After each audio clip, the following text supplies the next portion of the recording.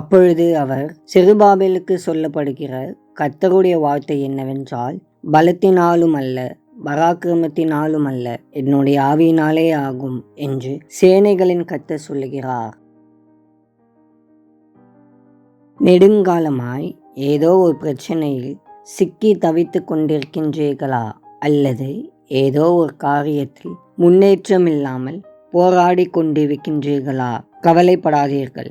இந்த நாளில் அந்த பிரச்சனையை, போராட்டத்தை ஆண்டவரிடம் ஒப்படைத்து விடுங்கள். நீங்கள் எல்லாரும் என்னிடத்தில் வாருங்கள், நான் உங்களுக்கு இளைப்பாறுதல் தருவேன் என்று ஆண்டவர் வாக்கு பண்ணியிருக்கிறார். நம்முடைய சொந்த பலத்தால் செய்ய முடியாததை ஆண்டவர் மிக எளிது, நேர்த்தியாய், சரியான நேரத்தில் ஆண்டவருடைய வழியில் செய்து முடிப்பார். நாம் செய்ய வேண்டியது எல்லாம் அவருடைய வல்லமையுள்ள கரத்தில் எல்லாவற்றையும் ஒப்படைத்துவிட்டு விசுவாசத்துடன் காத்திருப்பதுதான்.